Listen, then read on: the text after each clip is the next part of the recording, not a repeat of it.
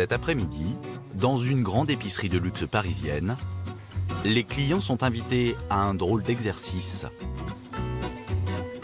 Consommer de l'huile à la cuillère. Ah, elle est douce. Voilà, pour ça je la fais goûter en premier. Vous voulez voir la différence avec une récolte un petit peu plus... Non, moi ça me suffit. Merci. Bon, première expérience de dégustation d'huile d'olive à la cuillère. Pierre Julien est le fondateur d'une marque d'huile d'olive produite en Grèce. Une huile de caractère, fabriquée dans les règles de l'art. Reste à la faire connaître. Il y a évidemment quelques connaisseurs. Déjà, au niveau de la consistance et de la couleur, elle est chiante. Ouais. C'est les petits oliviers aussi qui sont en haut des montagnes. Ah, j'adore. Ouais. Ça, c'est un vrai goût d'olive. Mais il y a surtout pas mal de novices. Même en épicerie fine, déguster de l'huile à la petite cuillère reste une curiosité. Intéressant, mais c'est vrai que l'huile, je le fais pas, je le prends pas avec cuillère, je le prends pas avec cuillère. Je mélange avec des salades, des plats. L'huile à boire, c'est un concept qui a du mal à passer. Voilà. Et vous allez voir, celle-ci est beaucoup plus verte.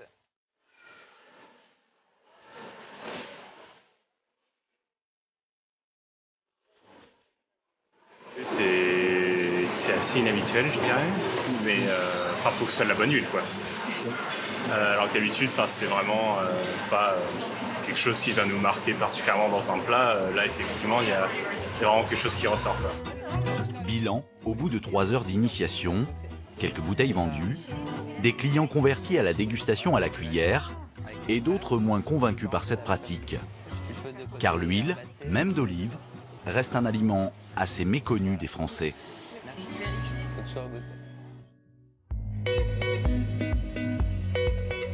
Olive, tournesol, colza, mais aussi cameline, lin, pépins de courge ou encore avocat, les Français consomment 1,7 million de tonnes d'huile par an, presque autant que de la viande.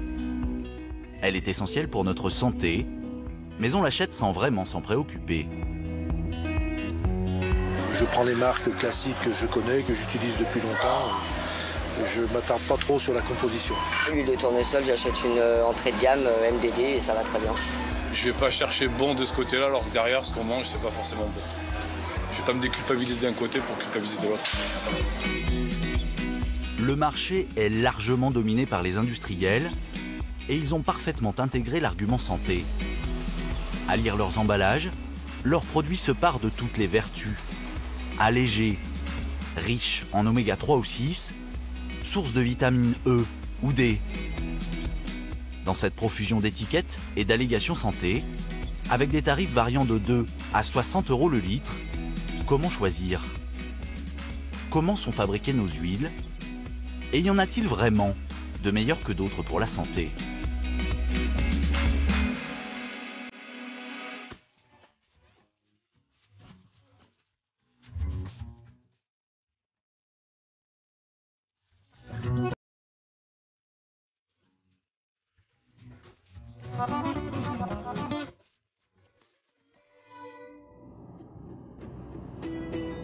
Nous sommes dans la banlieue d'Évreux. Christelle est une jeune femme accro à la cuisine. Alors quand il est question d'huile, elle recherche avant tout l'originalité. Et elle fait très attention à ce qu'elle achète.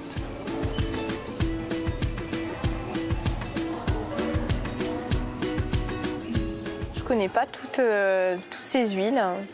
C'est vrai que j'en découvre à chaque fois. Par exemple, je vois une huile d'olive origine UE, c'est de l'Union européenne, mais j'aimerais bien savoir si elle vient d'Espagne, si elle vient d'Italie. Et je préfère lire ce qu'il y a. L'arôme naturel de truffe, E307, c'est pas de la truffe. Et surtout que le petit bidon, là, c'est 7,99 €. C'est de l'arnaque. Et ça, déjà, ça fait que ça me donne pas très envie de l'acheter. Une olive d'Espagne est-elle forcément meilleure qu'un additif à la truffe? S'orienter dans un rayon huile relève parfois de l'exploit. Dans toutes les huiles, il y en a une que je choisirais. C'est laquelle? C'est celle qui a gagné. C'est celle-ci. Extraction en froid, déjà, ils ont précisé. Bon, vierge extra et bio. Et le packaging. Voilà, donc finalement, ce produit a tout bon. Le produit clairement étiqueté rassure Christelle. Un seul détail bloque. 8,99. Elle n'est pas donnée. Hein. Elle va rester ici bien gentiment. C'est souvent le problème avec les huiles. Les prix ont tendance à flamber. Pas de nouvel achat aujourd'hui pour Christelle. La jeune femme de toute façon a déjà pas mal de bouteilles à la maison. Huile de coco, de colza, d'olive, de pépins de raisin, de homard, de sésame grillé, d'argan, de pistache, de noisettes et de noix. La majorité des Français n'a que 2 ou 3 huiles dans ses placards.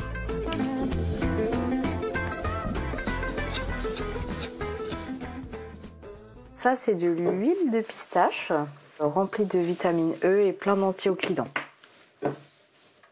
L'huile de pistache va apporter une douceur aux épices et c'est ça qui va être bien parce que j'aime beaucoup mettre des épices de par mes origines mauriciennes et je choisis des huiles qui ne sont pas fortes en goût non plus pour ne pas cacher aussi le goût des épices, mais aussi que ça puisse être pas trop être fort pour ceux qui sont pas habitués, voilà. Et c'est prêt. La cuisine, chez Christelle, est une histoire de goût. Et les huiles un complément indispensable dans chaque plat du quotidien. Sésame et argan pour la sauce. Je sens que ça va être une bonne salade. Huile d'olive de Sicile pour la salade de gésier. D'Espagne pour les croûtons. De colza pour la friture. Et même huile de coco pour le dessert chaud. En tout, Christelle et son amie auront utilisé pas moins de 7 huiles pour composer ce repas entre amis. Je baisse. Ça me donne trop faim. C'est vrai qu'on a, sur les assaisonnements, on a un peu la main lourde, mais c'est jamais trop. Voilà. Côté goût, la cuisine de Christelle séduit à coup sûr ses invités.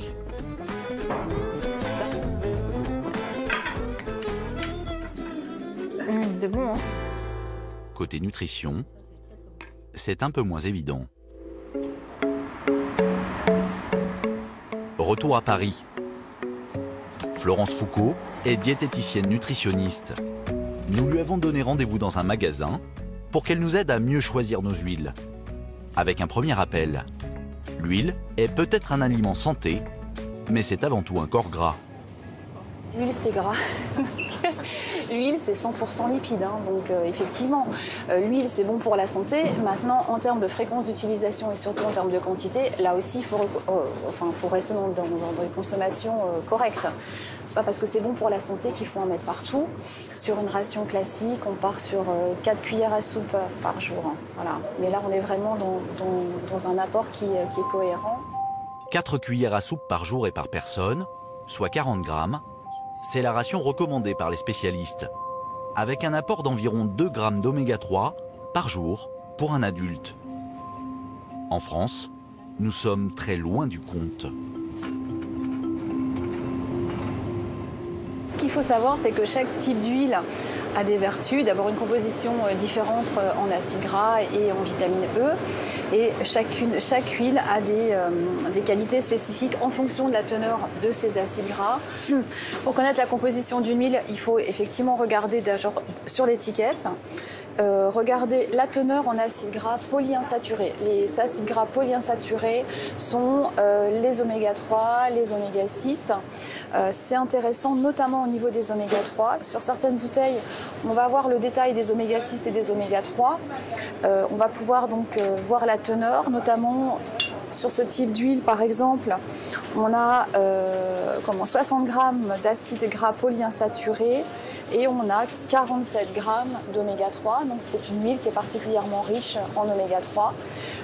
Ce qui est intéressant puisque on sait aujourd'hui que les Français ne consomment pas suffisamment d'oméga 3.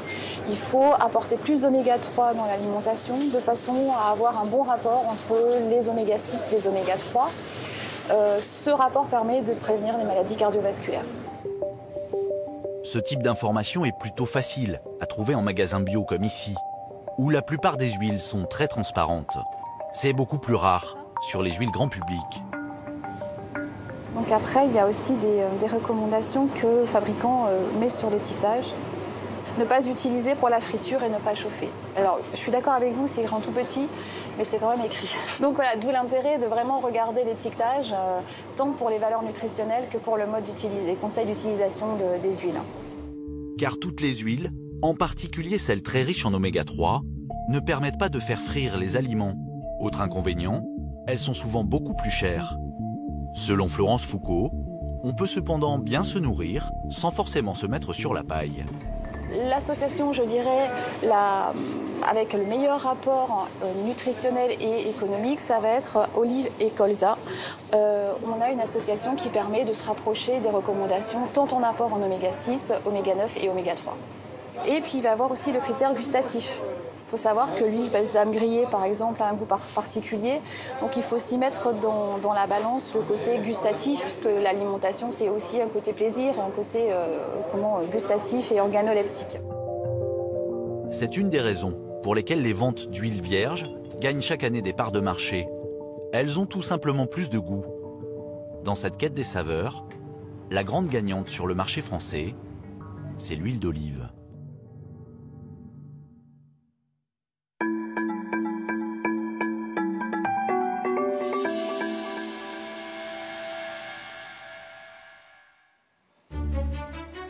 Ce retour au goût, certains l'ont parfaitement anticipé. Laurent Trégaro est le responsable d'une épicerie fine. C'est lui qui décide qui posera ses produits dans les étagères. Et l'un des rayons les plus efficaces de son magasin, c'est celui des huiles. À 80% des huiles d'olive. On a commencé à faire des caves à huile d'olive, nous, il y a presque au moins 15 ans aujourd'hui. Donc on a fait une sélection d'huile d'olive et française et étrangère qui permet aux gens de trouver son bonheur dans cet assortiment. Et depuis que j'ai commencé dans l'alimentaire et dans l'alimentaire de luxe, l'explosion de la consommation d'huile d'olive est énorme.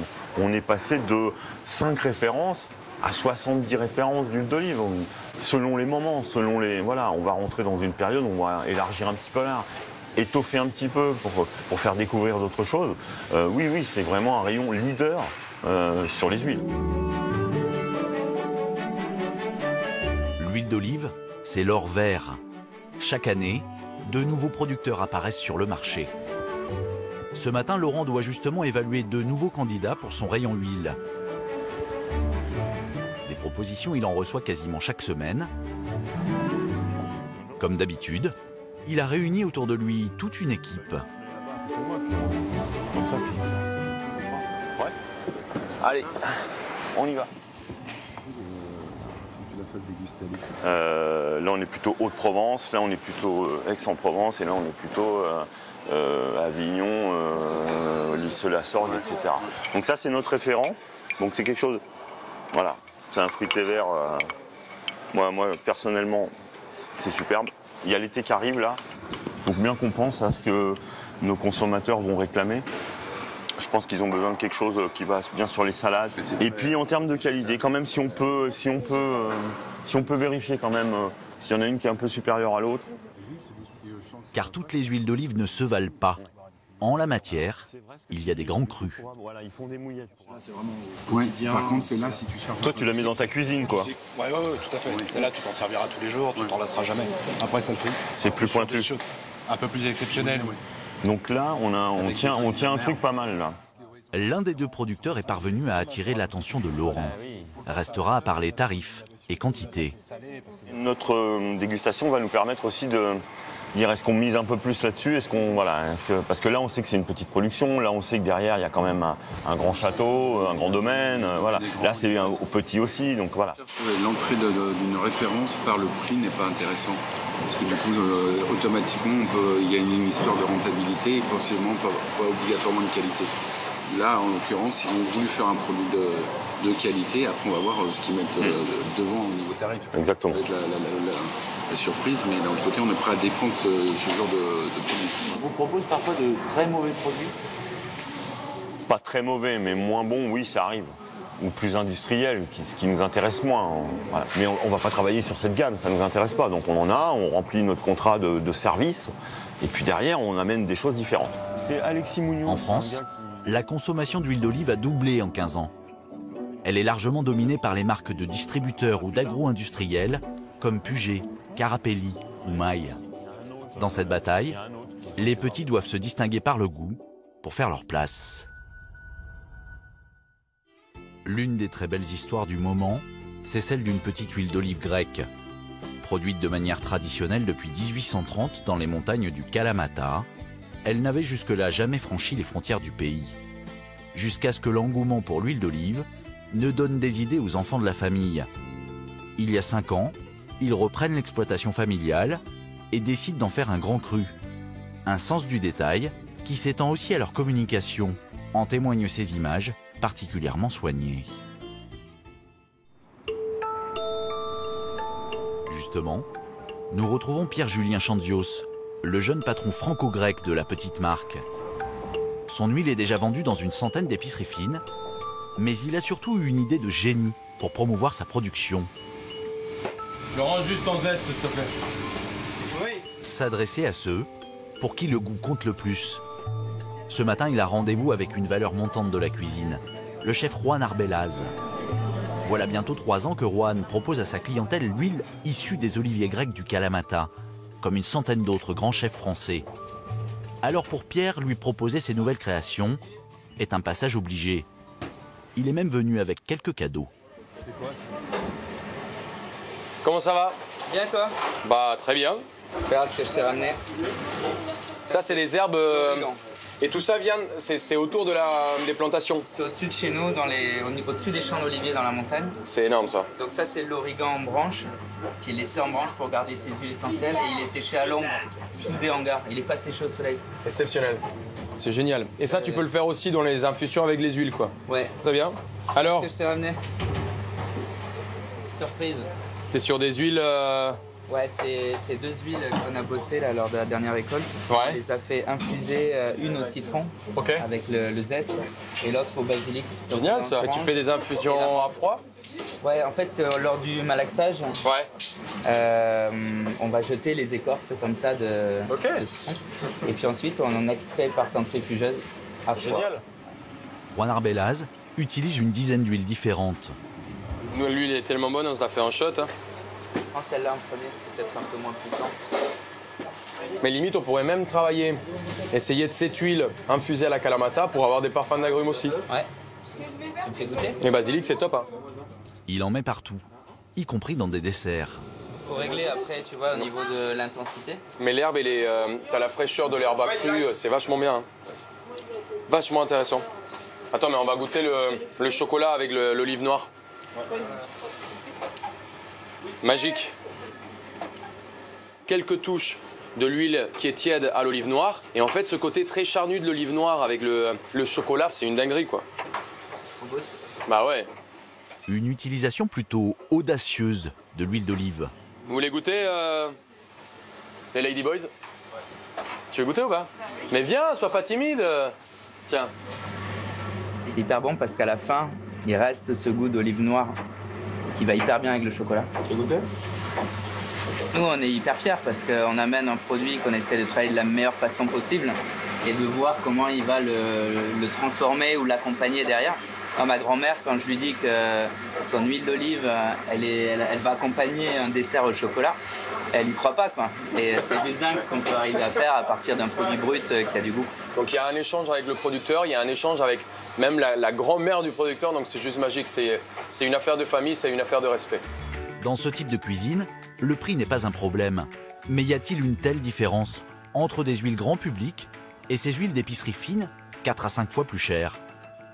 Nous proposons au chef un petit test gustatif. On a un beau parfum d'olive. On est sur un attaque qui est assez franc. On a un piquant, un arrière piquant en gorge que moi j'aime beaucoup, qui est hyper intéressant. C'est un côté un peu poivré. Mais on retrouve sur une olive qui a été pressée avec soin, en règle générale. Ce retour, on a une longueur qui est très bien. On a des parfums de noisettes. Vous êtes sûr qu'il n'y a pas de piège, hein? Aucun piège. 6 huiles, achetées de 8 à 40 € le litre, dont celles qu'il utilise au quotidien. On n'a pas vraiment d'exposition au nez. On a quelque chose qui se développe, mais c'est pas très très net. J'ai pas l'impression que ça a été fait un peu dans les règles de l'art. Couleur, odeur, goût. Juan Arbelaz a-t-il repéré son huile au milieu des 5 autres? Moi, je serais parti sur celle-là.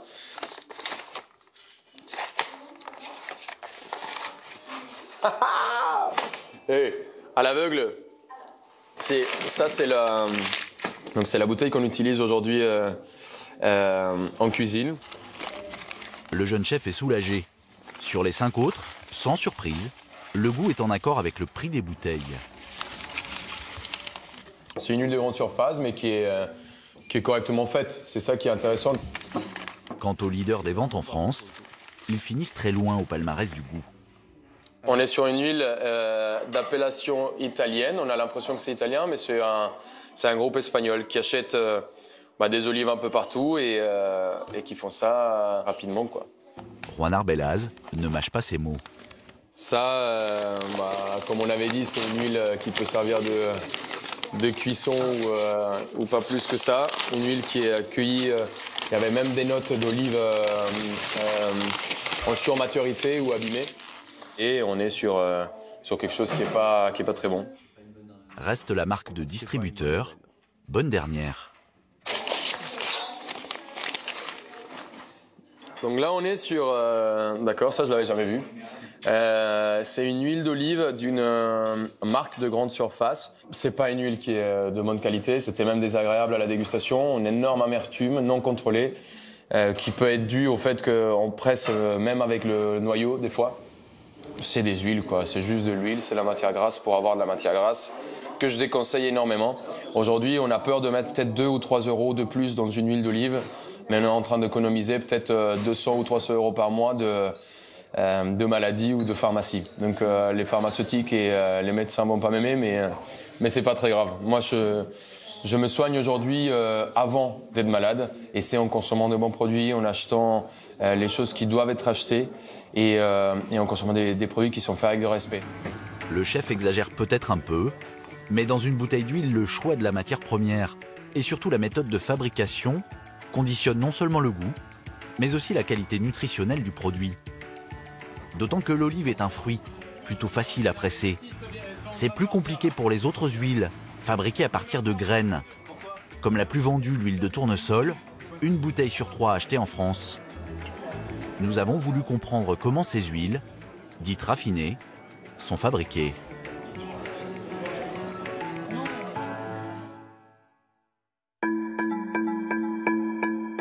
En France, aucun industriel n'a accepté nos demandes de tournage. Pour en savoir un peu plus sur ces huiles raffinées, nous prenons la direction de l'Argentine, en Amérique du Sud, à 11 000 km de Paris. Le pays est grand comme 5 fois la France. C'est le 2e exportateur mondial de produits dérivés de tournesol, derrière l'Ukraine. Les géants mondiaux de l'huile ont implanté des sites de production à proximité de l'immense port de commerce de Buenos Aires pour inonder la planète d'huile et d'aliments pour animaux.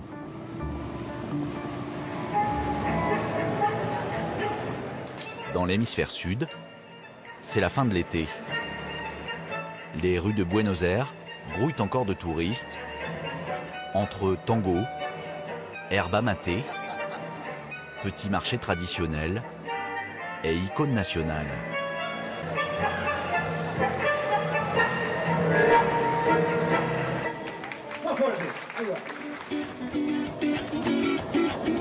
Loin de la douceur porteña, à 400 km vers l'ouest, la récolte bat son plein. Sur la route, un interminable balai de camions fait la navette entre les champs de tournesol et les huileries. Pour comprendre de quoi sont faites nos huiles, Nous avons rendez-vous à 6 heures de voiture, dans la province de Carlos Casares. C'est l'un des berceaux de la production de tournesol, à l'orée des plaines immenses de la Pampa argentine. Ici, la majorité des champs est exploitée par une coopérative, Thomas, pour laquelle Juan Pablo Yaquinta produit une espèce de tournesol génétiquement modifié depuis 12 ans. La zone cultivée en tournesol va de Carlos Casares jusqu'à l'ouest et de Casares au sud. À l'ouest, il y a la Pampa et au sud, il y a la zone de Bolivar, Etapalqueo et La Varia. Ici, à Casares, il y a toujours eu du tournesol. C'est un des endroits où se sont installés les premiers cultivateurs. Il y a même la fête nationale du tournesol ici à Casares. Une zone immense, 1,5 fois l'île de France. Cet après-midi, Juan Pablo arpente un de ses nombreux lots de tournesol. Ce qu'on va voir maintenant, c'est l'état des tournesols, comment ils sont, pour voir si on peut faire la récolte. Dans cette immensité agricole, le plus compliqué est finalement d'arriver jusqu'au champ. Attends, faut voir comment on y accède là. Je crois que c'est par là, mais parfait, c'est par ici. Si l'Argentine est devenue un tel géant des céréales et des oléagineux, c'est à cause de ses surfaces immenses et de son climat propice. Mais aussi parce que le pays a ouvert grand la porte aux espèces génétiquement modifiées il y a déjà plus de 20 ans.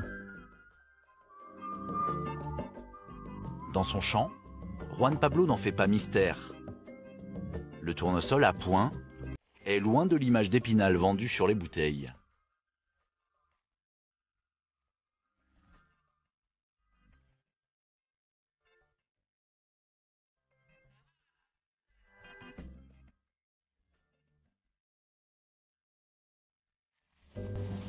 Ici,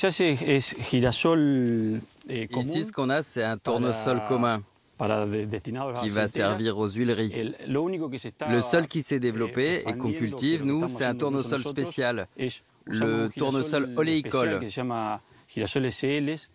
Il a des capacités spéciales qui permettent de faire la récolte sans difficulté, comme ici, sans maladie.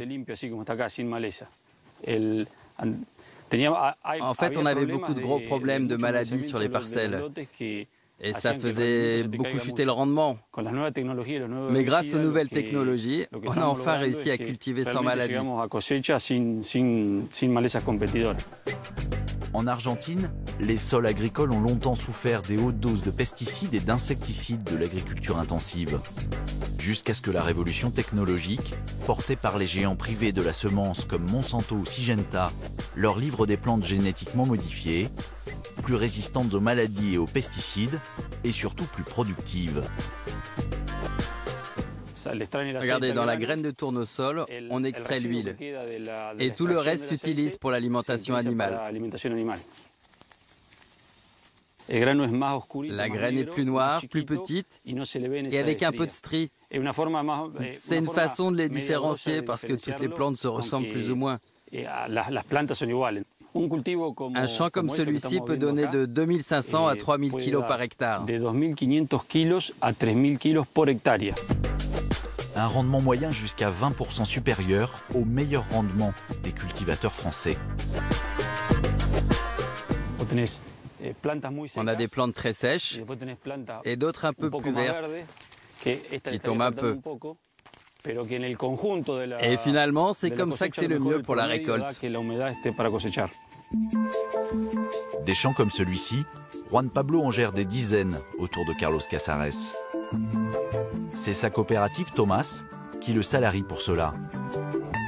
Malgré l'inflation galopante que subit l'Argentine ces dernières années, il vit très bien de son métier. Il gagne environ 2500 € par mois, presque 10 fois plus que le salaire moyen.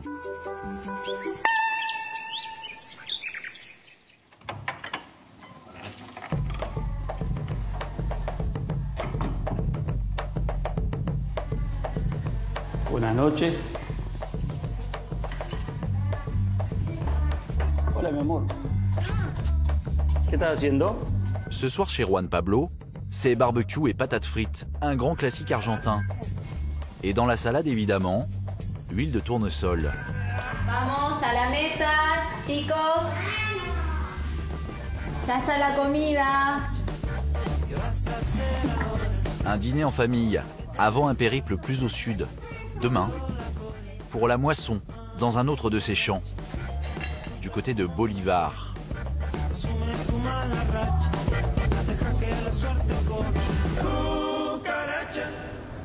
Direction le sud de Carlos Casares. Une forme de diversification des champs, c'est d'implanter un pourcentage de la superficie en tournesol. Et c'est pour pas avoir qu'une seule espèce de culture. Mais après, ça dépend aussi du prix du tournesol sur les marchés et combien ils nous le rachètent au kilo. Sur place, les ouvriers agricoles ont déjà commencé la récolte.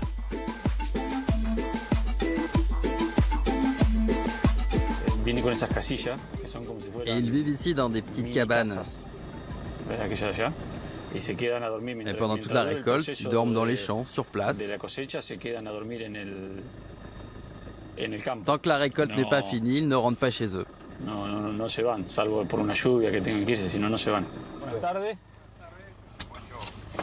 ¿Cómo va la cosa? Bien, por suerte. ¿Y cómo viene la cosecha? Oh, de 10. ¿Qué tal, Juan Pablo? ¿Cómo te va? Hola señora, ¿cómo le va? Un gusto, ¿cómo andan? ¿Y rinde o no rinde? Y ahí largamos, hay gas. Bueno. Pendant 3 semaines, la moissonneuse va arpenter des hectares de champs, parcelle après parcelle, toute la journée.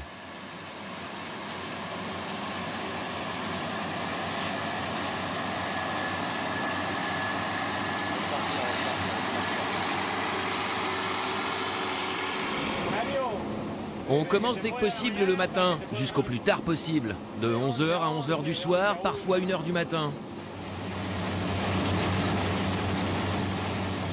Mais Juan Pablo a beau parfaitement connaître ses champs, comme la plupart des producteurs ici, il ignore totalement ce que vont devenir ces graines. Elles feront de l'huile, c'est à peu près tout ce qu'il sait, pour les géants mondiaux de l'huile comestible.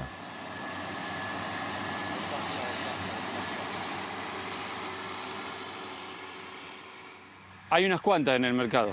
Et il y a à peu près une quarantaine de marques sur le marché. Il y a Nidera, Syngenta, Elao. Ça, ce sont les 3 plus grosses et plus importantes. Mais il y en a plein d'autres. Ça dépend de la marque qui les commercialise. Ils peuvent mélanger les graines ou les mettre 100% pures. Ça dépend d'eux.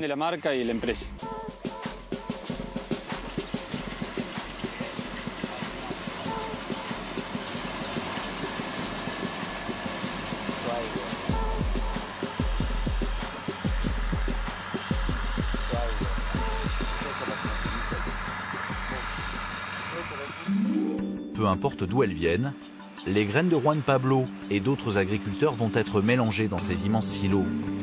Elles seront vendues autour de 230 € la tonne aux huileries argentines. Ce sont elles qui transformeront ce tournesol génétiquement modifié en huile pour nos supermarchés.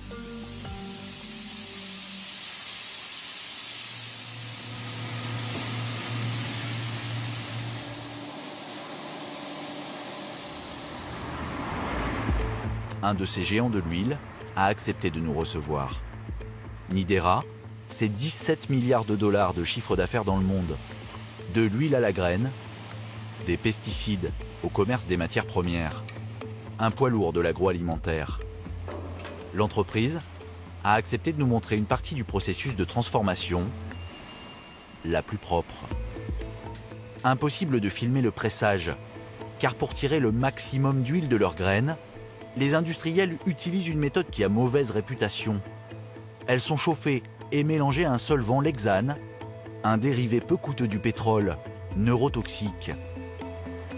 Voici l'huile brute, telle qu'elle sort de ce traitement chimique. Fernando est ingénieur pour Nidera, responsable du raffinage. Pour pouvoir la vendre dans les grandes surfaces, il doit éliminer les restes d'hexane, de moisissures créées pendant le stockage, et de produits phytosanitaires. Là, pour l'instant, L'huile brute va aller dans des containers. Ensuite, elle sera soumise au processus de raffinage, puis on l'enverra dans des containers d'embouteillage. Enfin, elle sera mise en bouteille et vendue. Il va donc nettoyer l'huile. À partir de cette étape, nous n'en verrons plus une goutte. D'immenses cuves hermétiques, des kilomètres de tuyaux. Et si l'huile n'est plus accessible jusqu'à sa mise en bouteille, c'est peut-être à cause de la présence sur le site de ces cuves de produits toxiques, plutôt inquiétantes.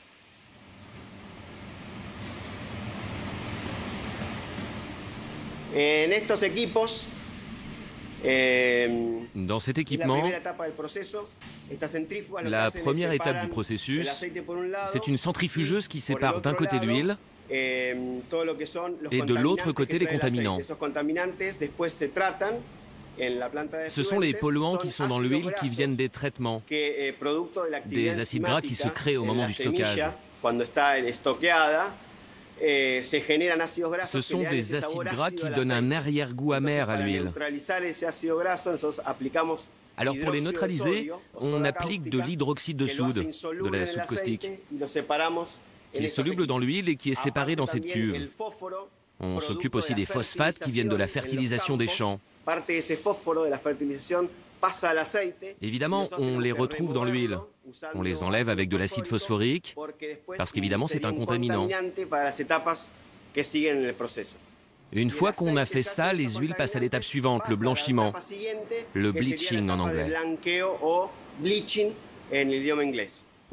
Si Fernando utilise le terme anglais, ce n'est pas par coquetterie. Ces méthodes extrêmement chimiques sont utilisées par tous les industriels de la planète pour fabriquer les huiles raffinées que nous achetons en magasin. C'est sans doute pour cela qu'aucun industriel français n'a souhaité nous ouvrir ses portes. Ce traitement de choc permet selon eux d'éliminer l'essentiel des polluants, mais il peut en rester des traces. Le règlement européen permet par exemple de laisser jusqu'à 1 mg d'hexane par kilo d'huile.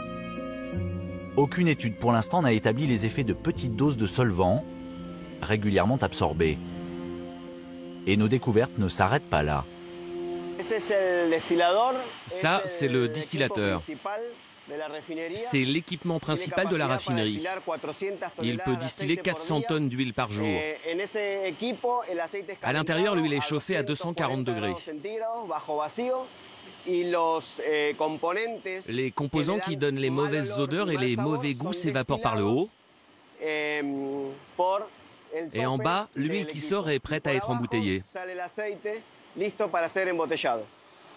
Avec tous ces traitements, entre chaleur intense, solvant et acide, le tournesol ou les autres huiles peuvent-elles réellement conserver la vitamine E ou les oméga 3, ultra sensibles à la chaleur? Réponse gênée de l'ingénieur chimiste. Non, nous, durant tout le processus de raffinage, une partie des propriétés nutritionnelles de l'huile disparaissent. Mais en termes nutritionnels, la qualité de l'huile a toutes les caractéristiques organoleptiques qu'elle est censée avoir, sans aucun type d'additif, sans ajout.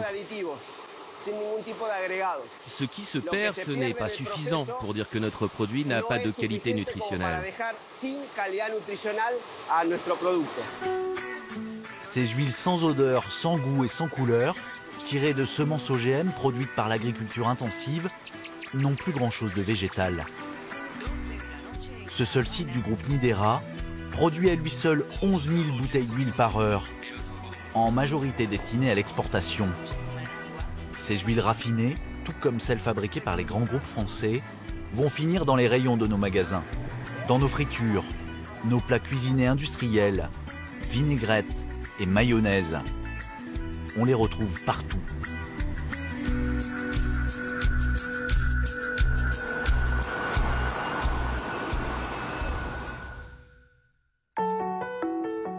Nous retournons voir Florence Foucault.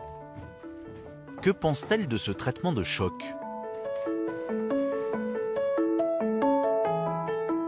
la différence de valeur nutritionnelle entre des procédés de fabrication donc à froid ou des procédés d'extraction plutôt industriels, ça va être le fait que lorsque vous allez avoir une extraction à froid, les acides gras essentiels seront moins détruits, en tout cas seront plus préservés que si vous partez sur un procédé d'extraction industrielle où il va y avoir chauffage et différents procédés, et différentes adjonctions de ce que nous on appelle des auxiliaires technologiques. Des solvants. Voilà, et différents types de solvants qui, bien entendu, vont détruire une partie de ces acides gras essentiels.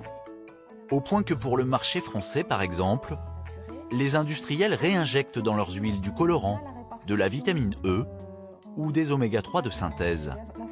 Ce n'est jamais précisé sur les étiquettes. Sur celle-ci, aujourd'hui, il y a 2 niveaux d'étiquetage. On va avoir des étiquetages nutritionnels où effectivement on va avoir la répartition en lipides, protéines, glucides.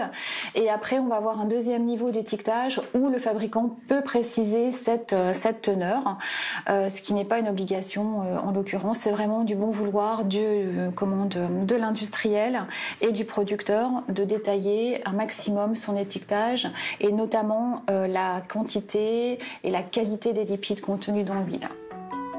Vu l'impact économique des allégations santé, si l'industriel ne marque rien, c'est que les quantités d'oméga-3 ou de vitamines sont bien trop faibles pour constituer un argument de vente.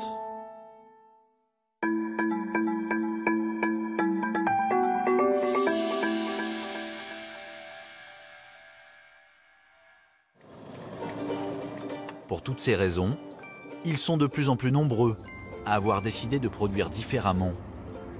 Direction l'Ardèche.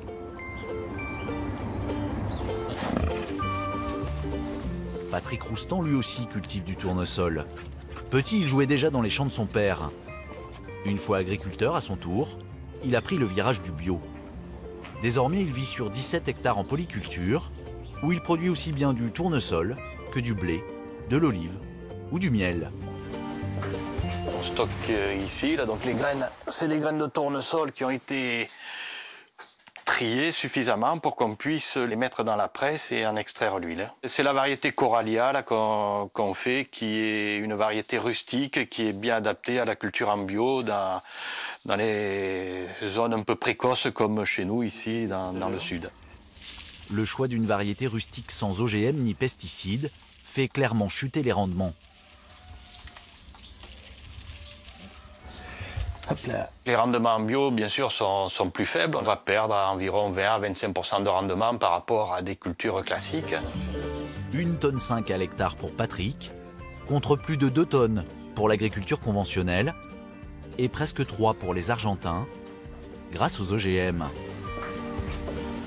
Donc ici, on se trouve dans la salle où on effectue le pressurage du tournesol. Donc on a la presse à tournesol, le filtre, ici, pour filtrer. Et ensuite, on a plusieurs petites cuves pour stocker l'huile. Et c'est aussi simple que cela. Cette huile se garde évidemment moins longtemps qu'une huile industrielle, mais pour Patrick, elle n'a rien de comparable. C'est bien sûr une huile bio qui a été pressée à froid et qui n'a pas été ni désaromatisée, ni décolorée, ni quoi que ce soit. Elle a gardé tous ses arômes, tout son goût et toutes ses propriétés. Donc c'est un produit qui respecte à la fois la nature, les cultures, qui respecte aussi notre sol. On peut constater que ça ressemble bien au tournesol quand il est en fleurs, c'est la couleur des pétales. Et c'est un parfum bien particulier. Et tous ceux qui ont eu l'occasion de longer des champs de tournesol retrouveront cet arôme qui est bien spécifique à la fleur de tournesol. Évidemment, difficile de comparer la très petite entreprise de Patrick avec les géants mondiaux de l'huile. Pourtant, il n'y a pas que de petits producteurs bio qui produisent sans solvant. Les graines bio que Patrick récolte, à 80%, sont vendues à une très grosse PME, à quelques kilomètres de là.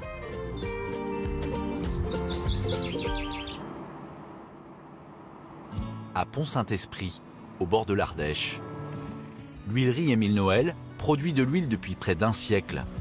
C'est l'un des tout premiers producteurs français à avoir industrialisé le pressage de petites huiles.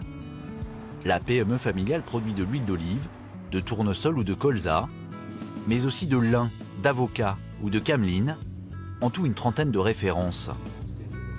C'est lors de la grande crise des oliviers en 1956 que le fondateur spécialisé dans l'huile d'olive a eu l'idée de trouver d'autres productions pour faire tourner son moulin.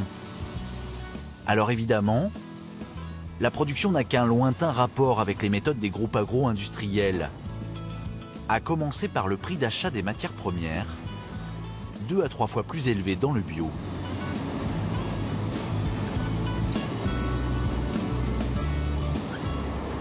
Donc ici on a l'arrivée de la graine.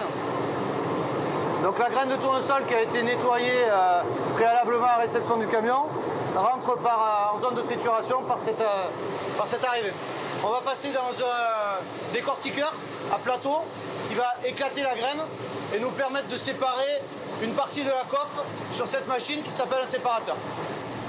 Ici, tout est mécanique. Alors contrairement au site industriel, l'huile et ses composants sont visibles partout. On peut même les toucher.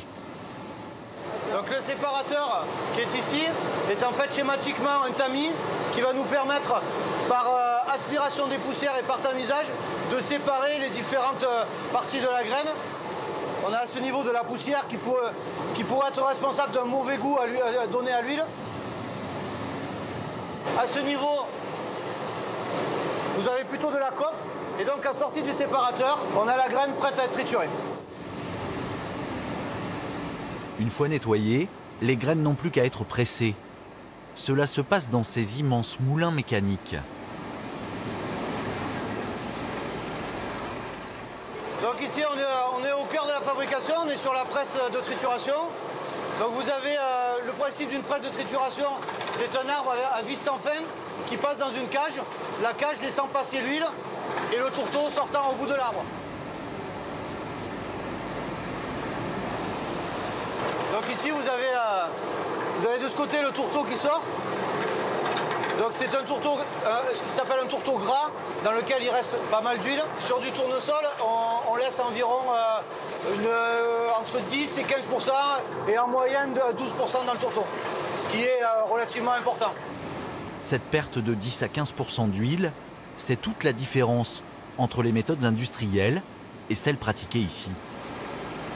On est plutôt dans une philosophie de préserver la qualité nutritionnelle du produit.